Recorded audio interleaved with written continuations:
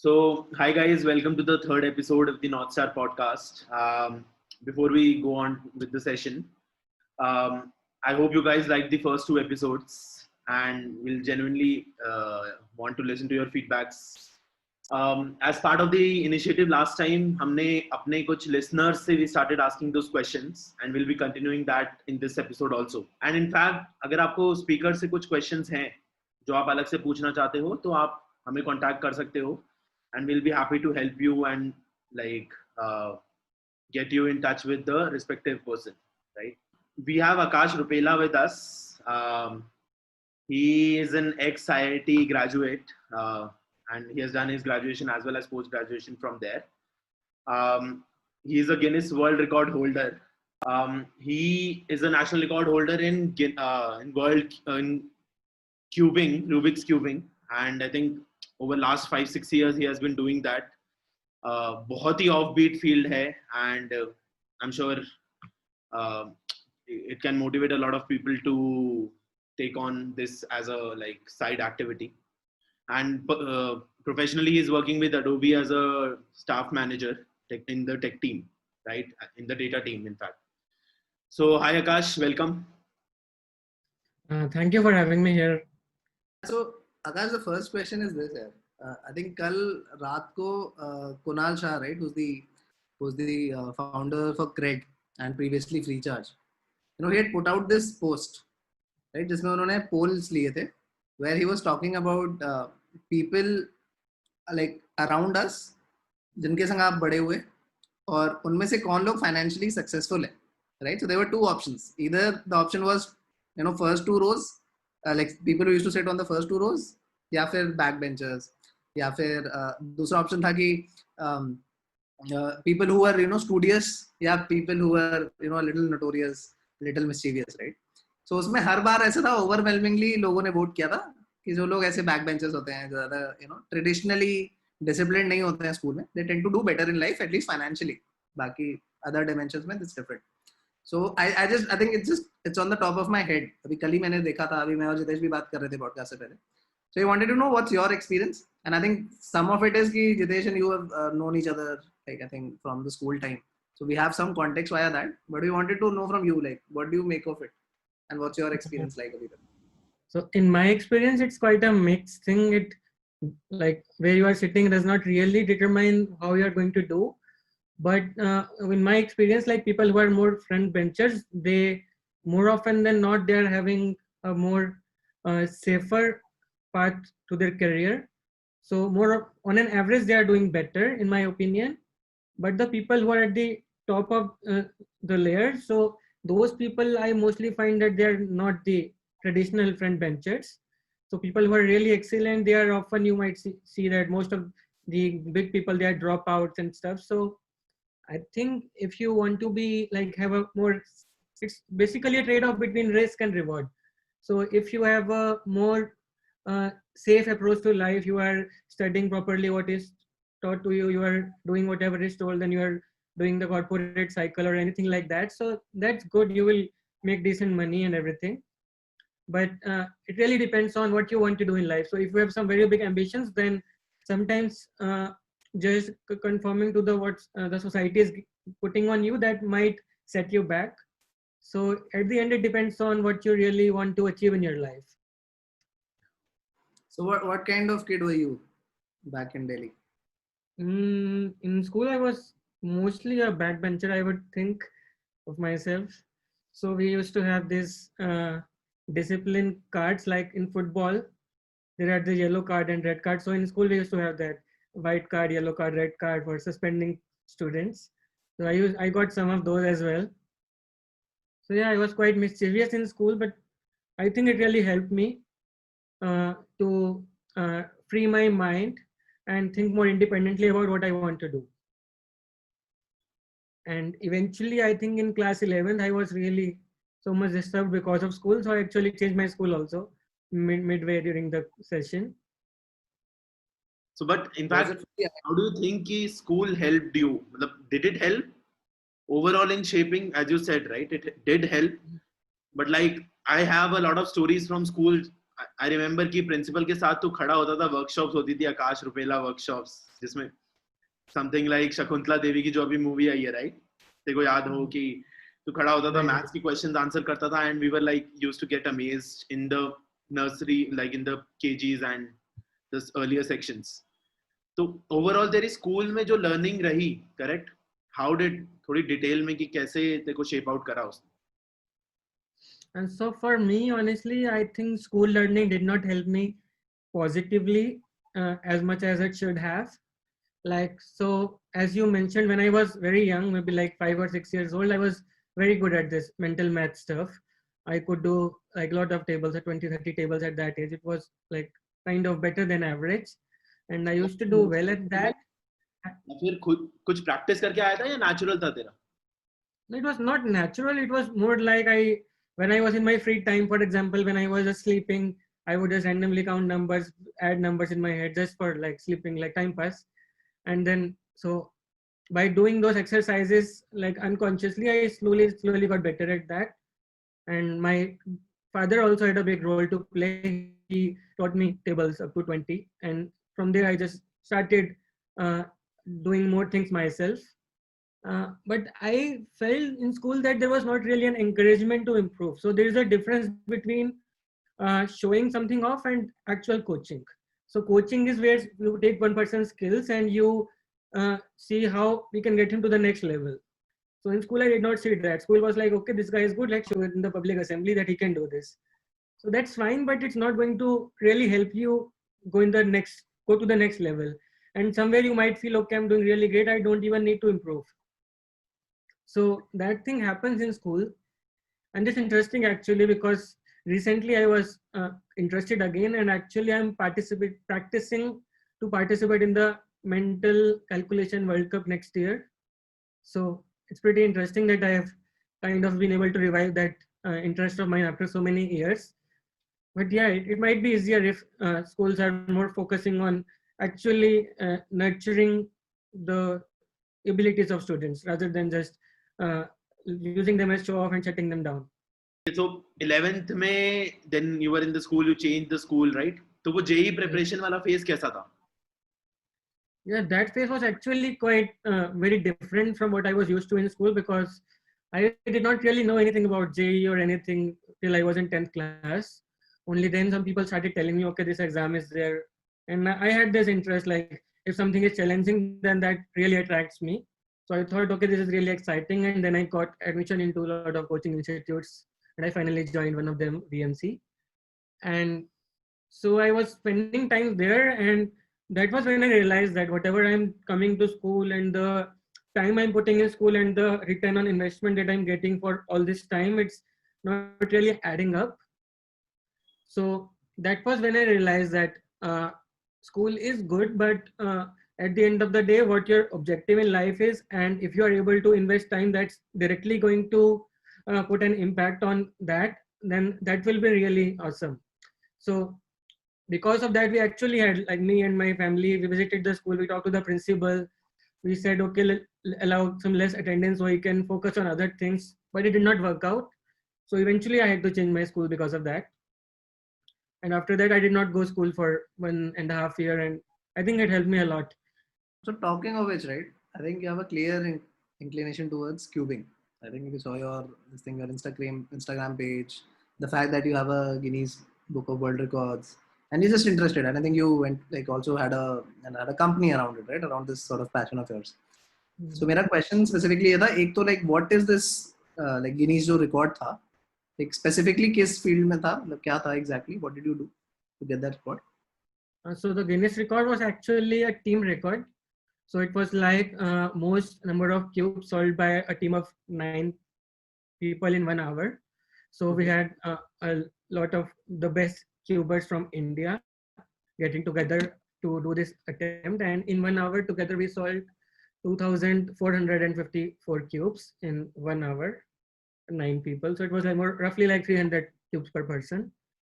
So उसमें जैसे वो scramble करते हैं, I don't know much about it, but जिसको scramble करना होता है, right? उसमें वो भी critical होता है ना कि कितना like how badly it is scrambled. तो वो क्या वो लोग करके देते हैं या फिर खुद करना होता है? How does that work? No, so there's a proper software for that which generates random scrambles, and it Hmm. tells you a sequence of moves, and then a scrambler will perform that sequence of moves on your puzzle. So that process is repeated for every puzzle, so that the scrambles are all complex enough. Got it. Got it. And इसे but when was this? ये कौन से साल की बात है? This was in 2014 at IIT Madras. Okay. And अभी like is this the current record? कि उसके बाद से किसी ने Yes, this has been the current record since that time. Nice. And इससे पहले क्या था? Like what was the previous record that you guys broke? The previous record was 1,800 something. I don't remember the exact digits, but yeah, we broke it by 500 something cubes. So it was a big difference.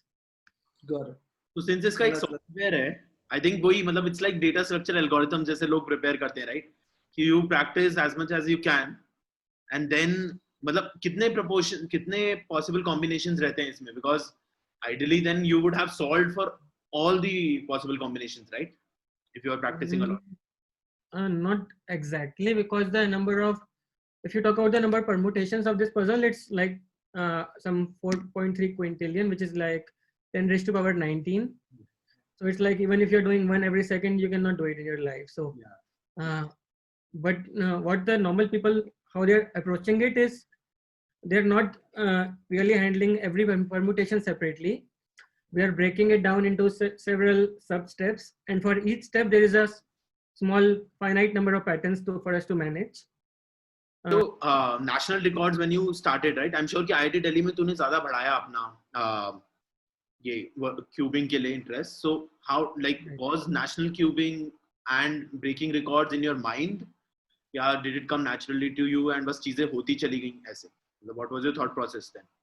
It was like a mix of both. So when I started doing it, I did not even think in my dreams that I would be doing so much fast. Like when I started, the national record was I think 15 seconds, and some people were doing in 15 seconds, 20 seconds.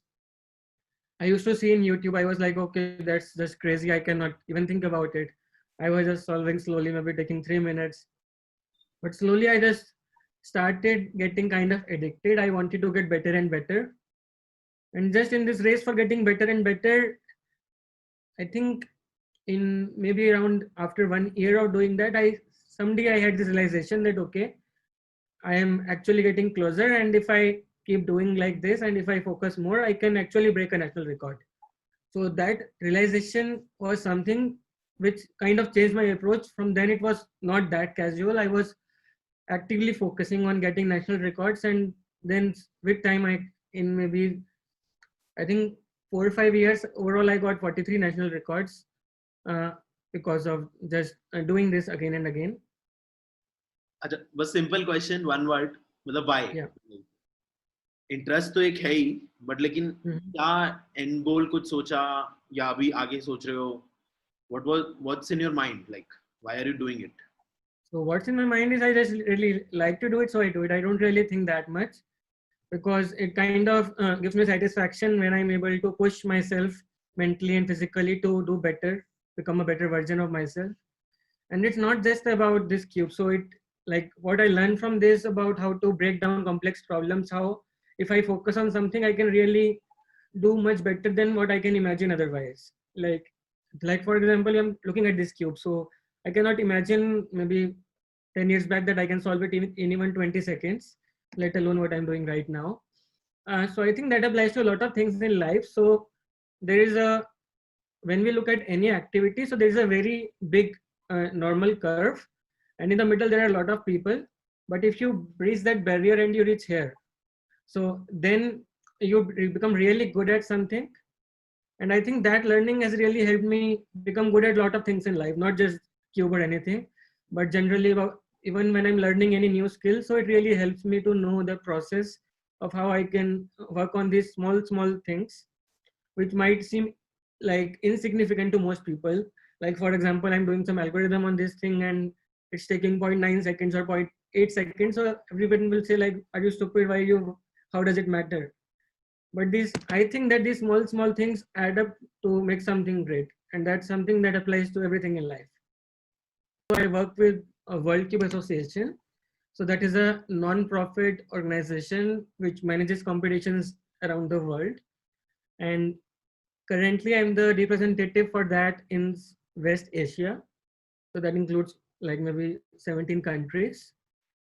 So because I was so much interested in this cube and I wanted to make a difference to the cubing community and how we can really grow it.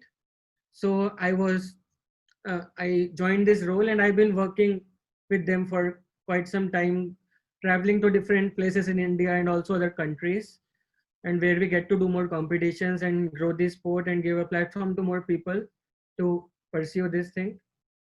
And we also organize more competitions in different parts of the country. So how do you go about it, right? So as you mentioned, right, you're like the point person for the West Asia in that sense, right? But like, how do you go about it? Ki abhi you have to promote cubing. Like, what's your action item? Like, how action plan? How do you do it? So there are different items that we do. The most important part is obviously competitions. So if you're going to have more competitions in more areas, then more people will get to know about them. Then when a competition is held, there is often some will contact some media companies or some radio like that for getting more coverage. So because this is something that it's very interesting, like most people don't know about it, but once they know about it, then a lot of people just can't get rid of it. So they're really hooked to it. So how we work is we try to expose this thing to as many people as possible, and that has really worked very well over the past 2-3 years. So I think when I started maybe in 2014, I was the first time I was working with the World Cube Association. So that time there were like 20 competitions in 1 year in India. And right now there are around 70 competitions a year, which is like one competition every week that's happening in the country. So it's growing quite well, and not just India, now it's growing in different countries. And we have organized competitions in more than 100 countries at this moment. And I myself have done that in I think 7 or 8 countries. अभी 2020 में तो physical हो नहीं रहे होंगे, right? So COVID की वजह से effect आया है इस पे. Yeah, it has had a big effect because the last competition that we had in India was in 15 March, and we had more planned, but we had to cancel everything because of COVID. So why can't you have this digital, like for example, on the like webcam if somebody is doing? Why can't that be recognized? Is there a technicality to it?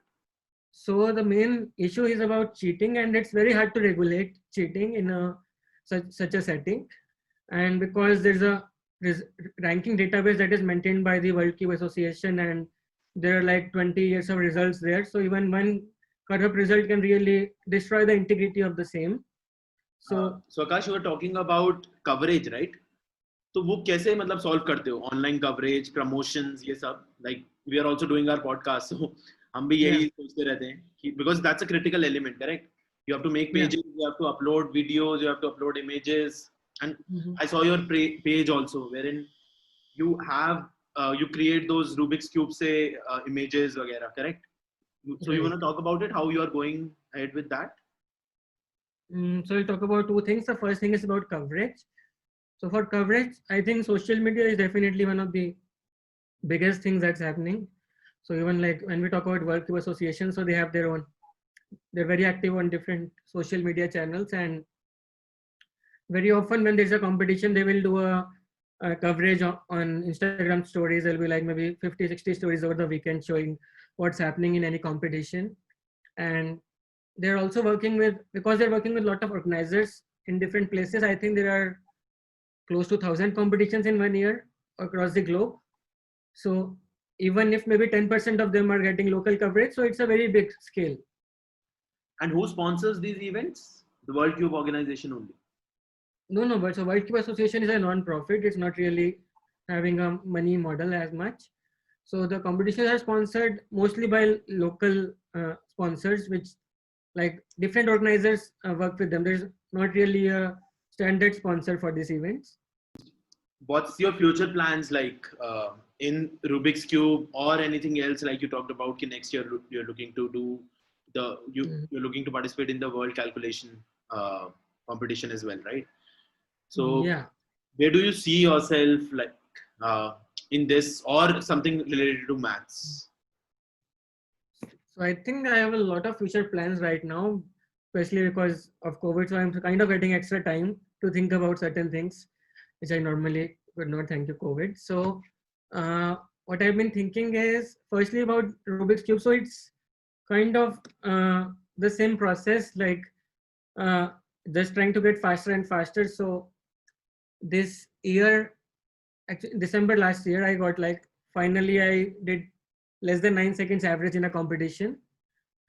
So that was a big personal achievement for me. And so I'm really trying to still get improving in Rubik's Cube. And there are some other puzzles also that are held in competition. So I'm still trying to improve more in them. That's the first thing. Second thing is, as you talked about my art page. So right now, since 2 months, I'm working on this project where we are creating a lot of uh, kind of artwork or paintings using Rubik's Cubes. We'll use like maybe 500 or 1000 Rubik's Cubes to make faces of different people. So that's been working quite well. We have been doing it for past 2 months and it's getting quite a bit of attention. So over the next year, I plan to make it bigger. So we plan to make bigger artworks and do partnerships with other brands for that. So I think that's coming along nicely. The other part, as I already talked about, is mental calculations. So I have been interested in for a long time, but I did not really get a chance to pursue it at a big level early on. So right now I'm taking that opportunity to practice more, and hopefully if things go well and if the competitions actually happen, then I plan to attend one next year. I'm also working in the field of memory sports. It's kind of similar but kind of different. So I'm also practicing for that, and I think I'll also try to attend that World Memory Championship next year. So that's more about memorizing random information in a limited amount of time. For example, if you are given 100 digits to memorize random numbers in 5 minutes, so activities like that are held in those competitions. So that's another thing that I'm been lately interested in, and I've been practicing it quite a bit. So yeah, I have these lot of small plans that I hope will be working out well for me in the future. So Akash, I think we'll be remiss if we don't ask you to solve a Rubik's Cube for us. So like walk us through that process. Let's maybe scramble it once and the website that you mentioned, right? And then if you can quickly do it for us. Akash, we would want Yeah. to know, scrambling maybe, are you thinking while you are scrambling? Because in case with obviously the software is not doing that, right? It's being done by. No. Yeah. Yeah, but the software is telling this move sequence. I'm just applying it blindly without really thinking about what the scramble will be. When the scramble is done, then we look at the puzzle and then we start. So I think I'll start now. If you Sure. want, I can set up a small timer on my phone. Actually, I have it. Yeah. I hope that's visible. 1 second. Yeah. So I'll get started. Yeah.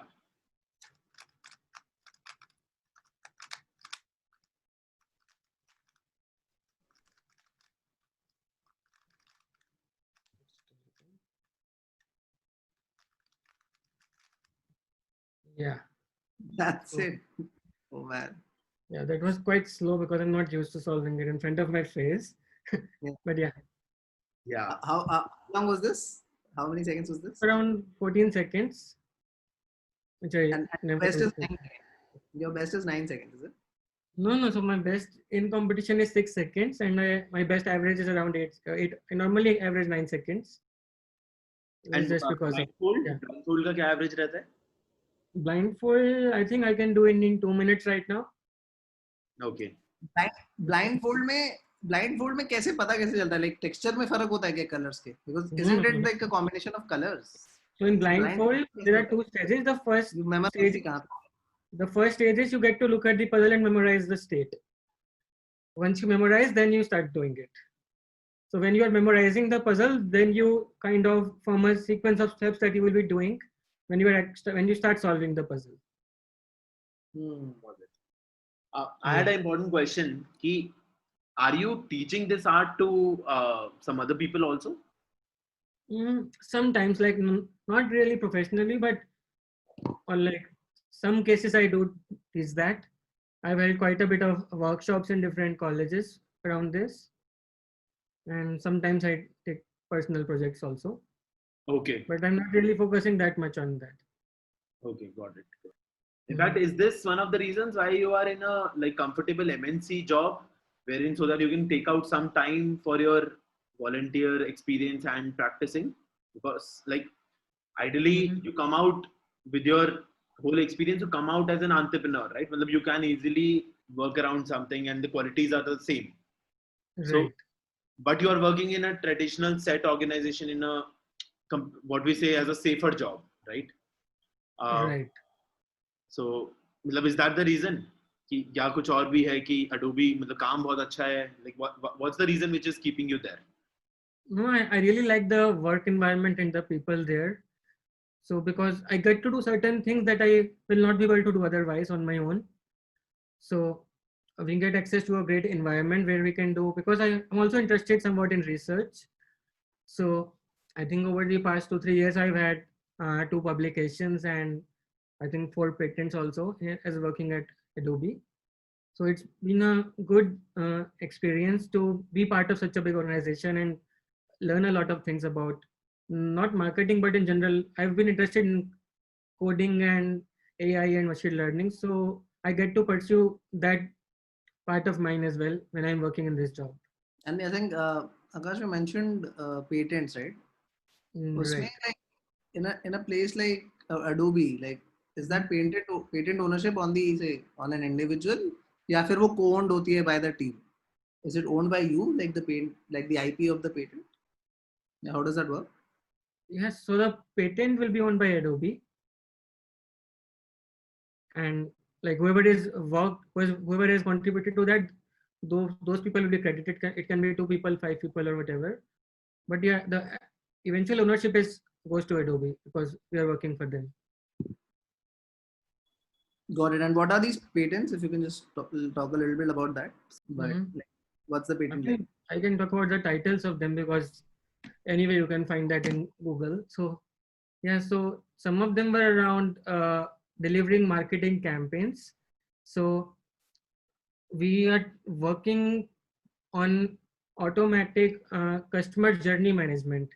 So like for example, when a customer visits a website of an airline and they buy a ticket, so now what can the airline do to make them upgrade to a next level? So Upselling. yeah, so there are things like this where we have made some improvements about automating these journeys of customers. Then there is one patent around data visualization on how we can overlay certain metrics in the data visualization so that people can understand what's happening better in a web page. I cannot talk much more about these things, but yeah, I think you get the idea. We understand. Yeah. Mhm. In fact, so one point we missed, right? IIT Delhi की journey कैसी रही? What did that teach you? Everyone has a dream going there and लगता है कि बस successful हो जाएंगे. So do you want to put some light on that? And क्योंकि 6 साल रहे तुम वहाँ, correct? Yeah, Yeah. I think it was definitely a very defining part in my life because it gave me exposure to a lot of things that I did not even used to think about. Because I personally have always stayed with my family. I did not even have any experience staying in a hostel environment. So a lot of things were new to me, the culture and how differently things were working. Because when we are going to school, then it's different. But we are in college and there's a class at 8 o'clock and at 7:50 people can just wake up and reach the class. It was like that. So it was quite a different environment and it's insanely competitive. So I've never not really seen that type of competition anywhere in my life during JE or before or after. It was really very interesting to see that. And actually in the first year, I was not actually interested also that much in my studies. So I actually repeated my first year in IIT Delhi. So that's why I took 6 years instead of 5. So that was the time when I was doing more of Rubik's Cube things and I was experimenting other things. And yeah, but eventually I found out what really interesting to me and what matters to me. So then after that, I tried to make a balance between all my interests and it worked out pretty well. After that, I did well for the next 5 years. And I think what I learned from IIT is that we can really solve very difficult problems very easily if we have I learned the importance of teamwork. So before that, we are working just on our own, but sometimes there are certain things that you cannot do on your own. If you're working as a team, then you can really do very big projects very easily. I learned the importance of collaboration with even professors. Yeah, we are almost at the end of this session. I wanted to know ki, do you listen to podcasts and how do you see ki audio as a layer kahan pe jayegi? So personally, I'm not that much of a podcast listener. I honestly, I'm just trying to juggle so many things, so I don't really get time to listen that much. And the kind of activities that I'm pursuing, so more often than not, they require a lot of silence and concentration. So I don't really get to use background music or anything. But yeah, I think overall the field of podcasts is that's been emerging, especially in the past few years. It's quite powerful because a lot of people are really looking for more inspiration, more ways they can be productive, learn more things from experiences of more people. And I think concepts like podcasts or TED Talks are very good in that regard. And these are things that people don't really need to be, uh, especially make separate time in their schedule for that. They can listen that in background when they're working or when they're traveling somewhere. All right. I think yeah, that those are all the questions that we had, right? It was nice to sort of get a sense of how you've been taking so many things in this stride while having a full-time job, right? So yeah, I think that's it from our side. Thank you so much for doing this. Thank you for having me here. Prakash.